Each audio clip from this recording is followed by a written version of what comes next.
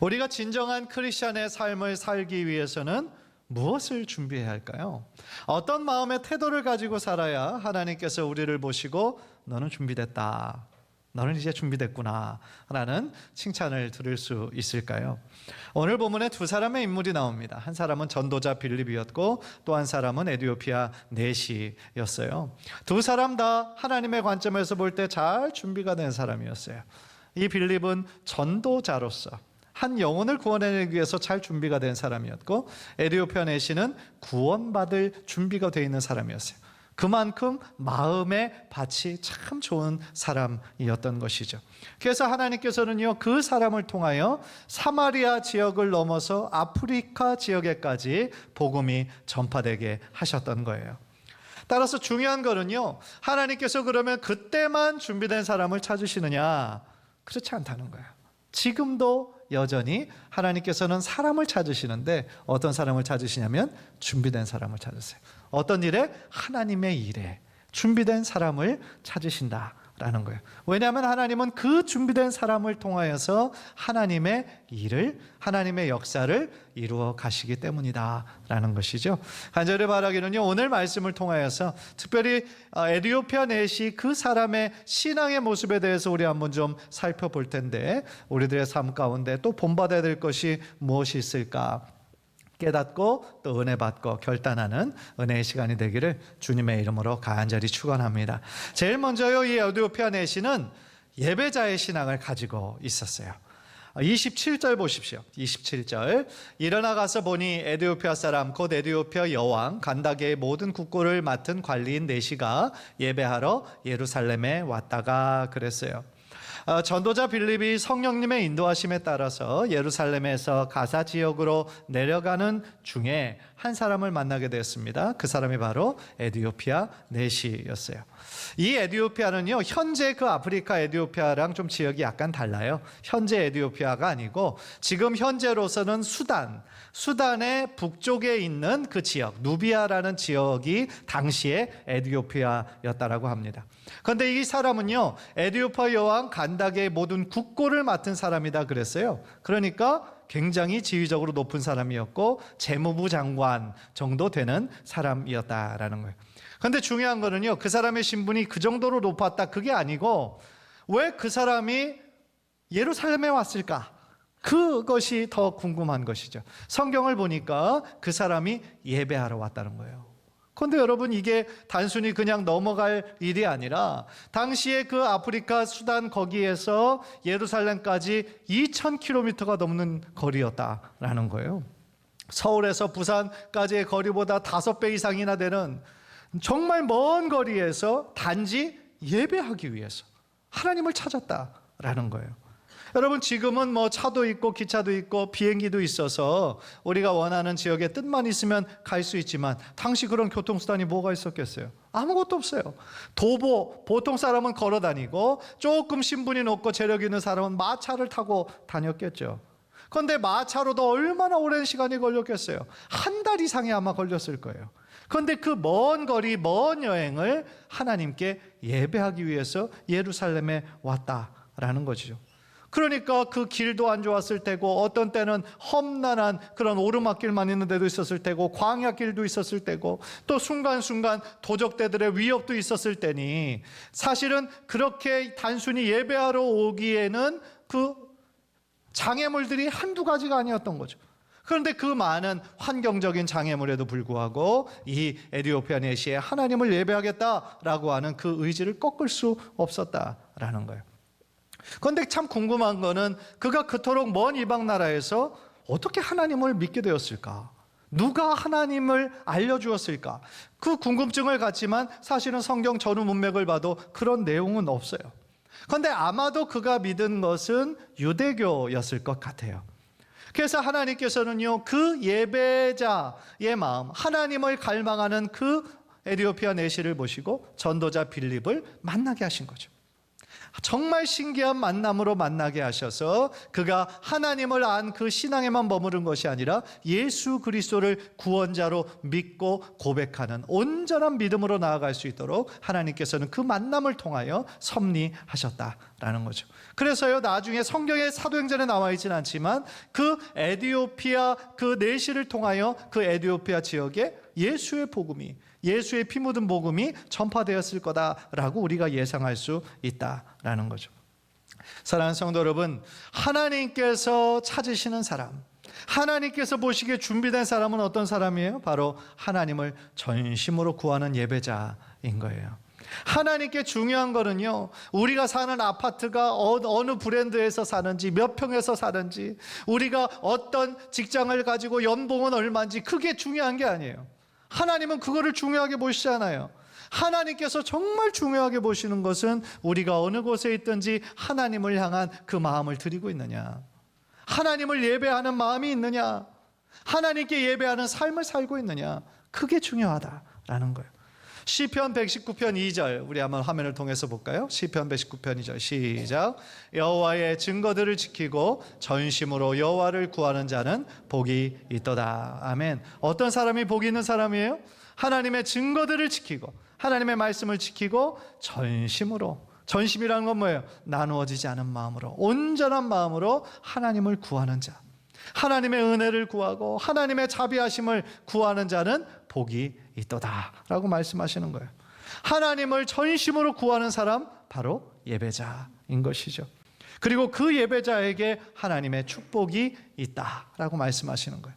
예수님께서도요, 또한 사마리아 여인과의 대화를 통해서 하나님께서 찾으시는 사람이 곧 예배자임을 가르쳐 주셨죠. 요한복음 4장 23절을 보니까 아버지께 참되게 예배하는 자들은 영과 진리로 예배할 때가 오나니 곧 이때라. 아버지께서는 자기에게 이렇게 예배하는 자들을 찾으시느니라 그랬어요. 하나님이 어떤 자들을 찾으세요? 예배하는 자들을 찾으세요. 어떻게 예배하는 자들? 영과 진리로 예배하는 자들을 찾으신다라는 거예요. 그리고 지금이 바로 그렇게 하나님 앞에 영과 진리로 예배할 때다라는 거예요. 우리의 온 마음을 다해서 성령님을 의지해서 하나님께 예배하는 자들을 하나님께서는 지금도 찾고 계시다라는 거예요. 사랑하는 성도 여러분, 그런 면에서 여러분에게 질문 드리고 싶어요. 여러분들은 하나님께서 찾으시는 그런 예배자이십니까? 아니면 그냥 전통적으로 습관적으로 주일날 교회에 찾아오는, 그냥 예배에 참석하는 그냥 종교인에 불과합니까? 여기서 말씀하시는 예배자는요, 단순히 주일날 1시간 예배 참석하는 것을 의미하는 건 아닐 거예요. 만약에 그것이 예배자의 전체 의미라고 한다면 이 땅에는 이미 수많은 예배자들이 있어요. 그러나 주님께서 말씀하시는 이 찾으시는 그 예배자 한 사람은요, 단순히 주일 예배에 참석하는 그 사람이 아니라 주님께서 찾으시는 예배자의 모습을 통하여 일주일 모든 삶을 하나님을 구하고 하나님께 예배하는 삶을 살아가는 그 사람을 의미하고 있다라는 거죠. 예배를 준비하면서 은혜 받기 위해서 기도하면서 하나님의 은혜를 갈망하는 것이 마치 목마른 사슴이 시냇물을 찾아 헤매는 것 같은 그러한 간절한 마음으로 하나님께 예배하는 자들을 하나님께서 기쁘게 받으신다라는 거예요. 따라서 예배자는요, 단순히 주일날 1시간 하나님 앞에 와서 예배하는 거로 그 의무를 다 하는 것이 아니에요. 내가 다 했다, 나는 이제 크리스찬의 삶을 다 살았다, 그게 아니에요. 나의 삶 전체로 하나님을 예배하고 주님을 높여드리는, 내 삶의 주인은 내가 아니라 하나님이심을 매 순간마다 고백하며 나아가는 그 사람을 하나님께서는 기뻐하신다라는 거예요. 즉 예배가 나의 삶이 되고 삶이 나의 예배가 되는 그러한 삶을 의미한다라는 것이죠. 두 번째로요, 이 에디오피아 내시는 겸손의 신앙을 가지고 있었어요. 참으로 겸손한 사람이었다. 31절을 보세요. 대답하되 지도해 주는 사람이 없으니 어찌 깨달을 수 있느냐 하고 빌립을 청하여 수레에 올라 같이 앉으라 하니라 그랬어요. 에디오피아 내시가 지금 예배를 마치고 본국 에디오피아로 돌아가는 길이에요. 그런데 처음 보는 한 사람, 빌립이었죠. 빌립이 와서 질문을 하는 거예요. 지금 읽고 있는 그 책, 빌립이 보니까 성경책을 읽고 있거든요, 구약에. 그러니까 지금 읽고 있는 책의 의미가 뭔 줄 아십니까? 이렇게 물은 거예요. 그런데 여러분, 보통 사람들 같으면 그냥 무시해버렸을 거예요. 왜냐하면 처음 보는 사람이, 그것도 행세를 보니까 허름하게 보이는 사람이. 지금 에디오피아 내시는요, 한 나라의 재무부 장관이에요. 굉장히 화려한 옷을 입었겠죠. 같이 수행하는 사람들도 있었을 거예요. 그러니까 마차에 타고 가고 있는 거죠. 그런데 한 사람이 와서 지금 읽고 있는 말씀의 의미가 뭔지 압니까? 물어봤을 때 아마 불쾌하게 생각했을 수도 있어요. 내가 무엇을 읽들 만든 당신이 뭔 상관입니까? 그렇게 반응할 수도 있었겠죠. 그런데 에디오피아 내시는요, 그렇게 반응하지 않았어요. 자신이 읽고 있는 말씀의 의미를 잘 모른다는 거예요. 솔직하게 인정하는 거예요. 그래서 더 놀라운 거는 마차에 빌립을 청해요. 올라오라는 거예요. 내 옆자리에 앉으라는 거예요. 알려달라는 거예요.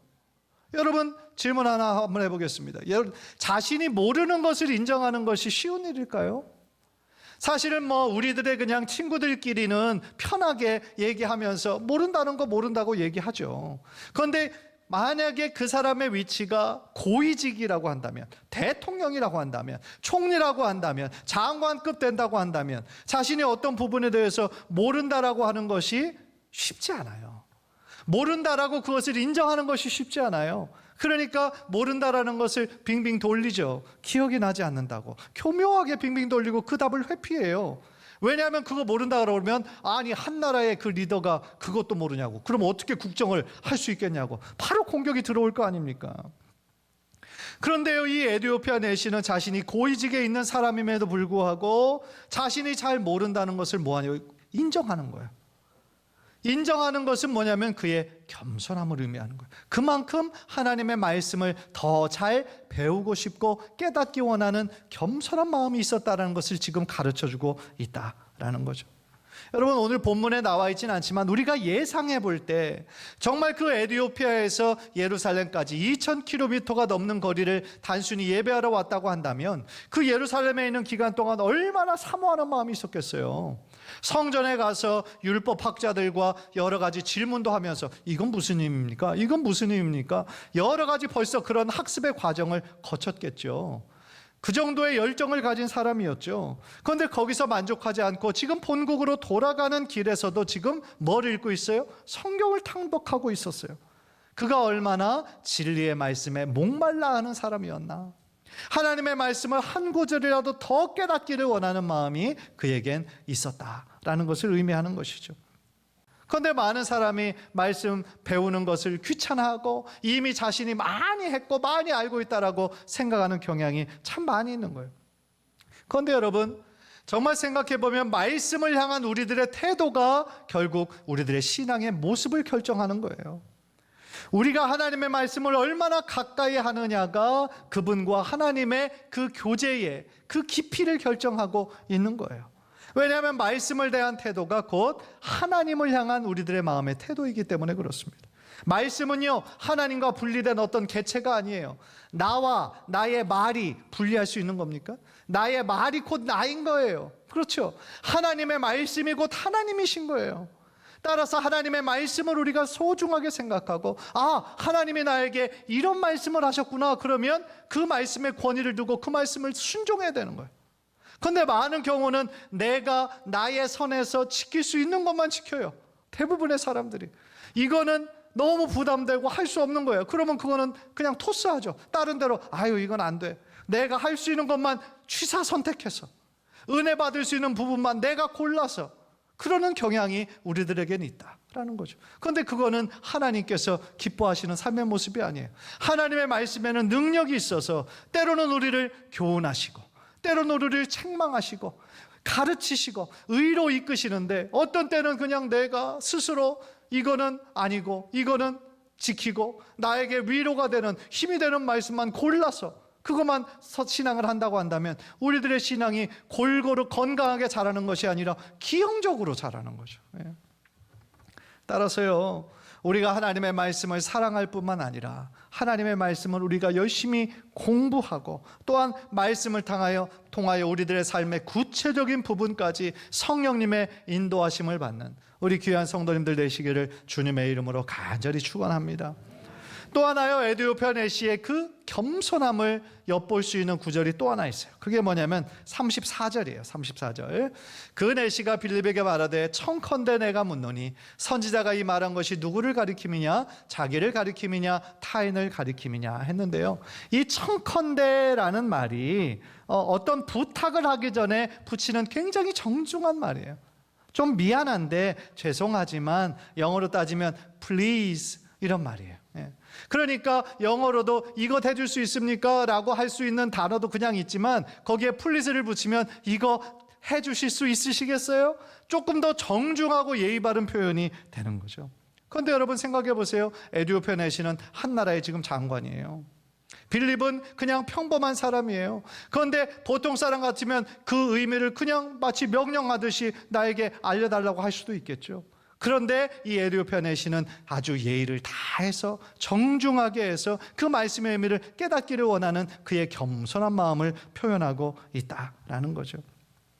따라서요, 그가 겸손한 마음으로 그 말씀의 의미가 무엇인지 물었을 때 그 이사야가 예언한 그 말씀이 결국은 예수님에 관한 말씀임을 배우게 되는 거예요.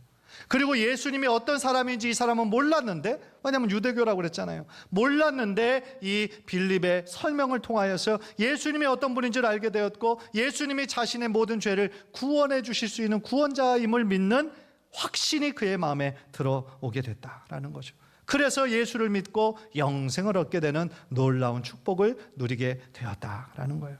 사랑하는 성도 여러분, 하나님께서 사용하시고 하나님께서 기뻐하시는 사람은요, 어떤 사람이에요? 겸손한 사람이에요. 겸손한 사람입니다.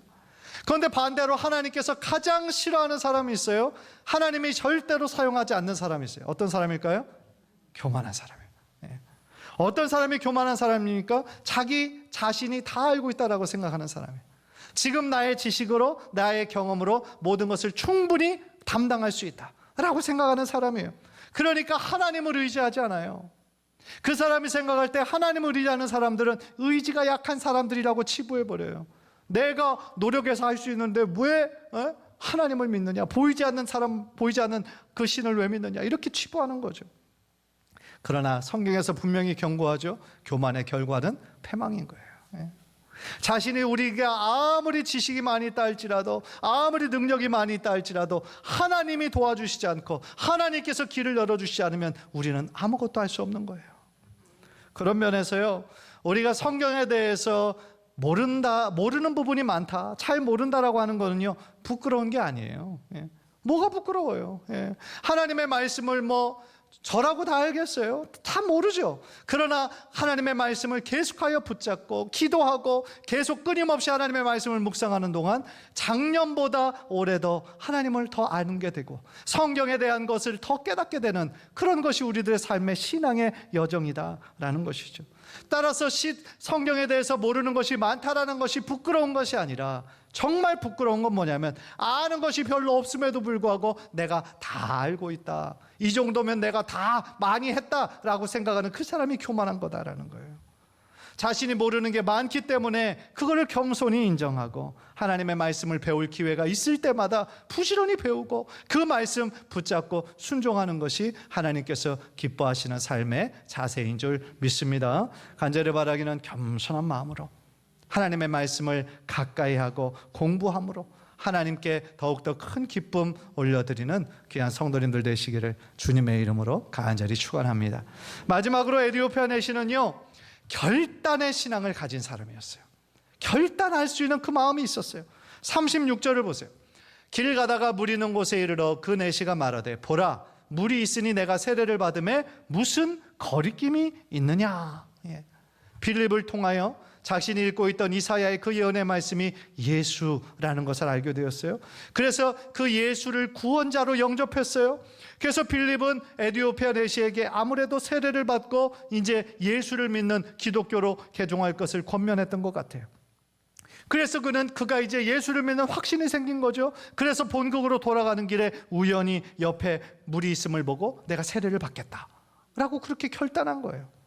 저는 이 구절을 통해서요, 우리들의 신앙생활에도 이런 결단하는 마음이 필요하다라는 것을 깨닫게 되는 거예요. 그런데 안타깝게도 우리들 주변에는 이렇게 믿음으로 순종하기로 결단하는 사람들보다는 그저 뒤로 미루는 사람들이 훨씬 더 많아요. 그러나 우리가 반드시 기억해야 되는 것이 있어요. 모든 것에는 다 때가 있는 거예요. 때가 있어요. 그리고 그 기회를, 그 때를 잡지 못하면 그 기회가 언제 또 올지 우리는 알 수 없어요. 전도서 3장 1절 우리 한번 다 함께 읽을까요? 시작. 범사에 기한이 있고 천하만사가 다 때가 있나니. 모든 것에, 우리들의 인생의 모든 것에는 다 때가 있어요. 공부하는 것도 때가 있어요. 사업을 하는 것도 다 때가 있어요.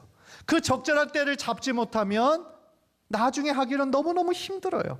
어떻게 보면 이 땅에 존재하는 모든 것들이 다 때가 있는 거죠. 정치도 마찬가지고 인간관계도 마찬가지고 결혼도 마찬가지고 때를 놓치면 힘들어요. 모든 것에는 다 때가 있는 거예요. 저는 우리 믿음도 우리의 신앙생활도 마찬가지라는 생각이 들어요. 하나님께서 은혜를 베푸실 때 하나님께서 돌아오라고 초청하실 때가 있어요. 그런데 그 때를 우리가 뒤로 미루거나 그것을 놓치면 안 된다라는 거예요. 언제까지 나중에 믿겠다고, 내가 나중에 교회 오겠다고 미루기만 하겠습니까? 나중으로 미루기만 하다가 끝내 예수님 만나지 못하고 결단하지 못한다면 그 사람의 인생의 결과가 얼마나 슬프고 안타깝겠어요. 사랑하는 성도 여러분, 우리들의 신앙에요, 우리들의 신앙생활에 몇 번씩 어떤 기회가 있는 것 같아요. 우리들의 신앙이 성장할 수 있고 더욱더 성숙한 믿음으로 나아갈 수 있는, 예수님의 헌신의 사람이 될 수 있는 몇 번의 기회가 있는 것 같아요.